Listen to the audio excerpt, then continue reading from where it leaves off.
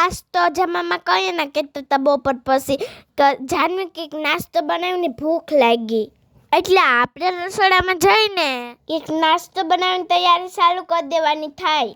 એટલે આપણે રસોડામાં ખાખા ખોરા કર્યા ને ત્યાં દાબલામાં રોટલા પડ્યા હતા. એટલે આપણે વઘારેલો રોટલો બનાવવાનો વિચાર આવી ગયો. એટલે આપણે તરત રોટલાનો ભૂકો કરવાનું ચાલુ કરી દીધું.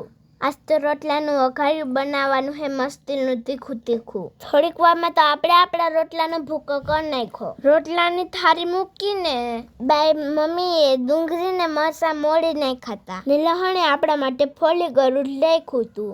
પછી એ મૂકીને આપણે પહેલી વસ્તુ શું લેવાની તમને ખબર તો છે જ. પછી આપણે બધું મટીરિયલ તૈયાર થઈ ગયું હતું. પછી આપણે ગેસે હાલ તો કરી નાખ્યો ને ટોપડી ગેસ ઉપર મૂકીને આપણે તેલ જતું તો એટલું નાખી લીધું. તેલ છું એટલે આપણે પહેલાં તો જીરું નાખી દીધું.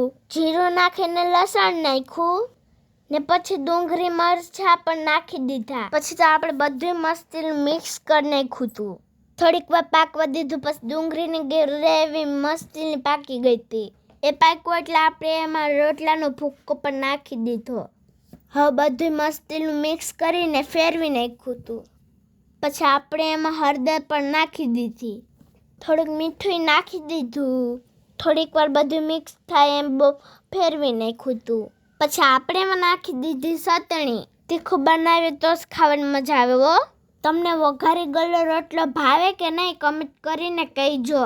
થોડીક વારમાં તો આપણો વઘારી ગયેલો રોટલો મસ્તીનો પાકી ગયો હતો. તમને અમારો વઘારી ગયેલો રોટલાનું લુક કેવું લાગ્યું કમેન્ટ કરીને જણાવજો. પછી આપણે વઘારી ગયેલો રોટલાનો ટેસ્ટ કરી લીધો. એક નંબર બન્યો તો મસ્ત લાગતો હતો તીખો તીખો. જો તમને અમારો આ વિડીયો ગમ્યો હોય તો વિડીયોને લાઈક કરી દેજો, 2-3 જણાને શેર કરી દેજો અને અમારા અકાઉન્ટને ફોલો કરી દેજો. Bye bye, take tech.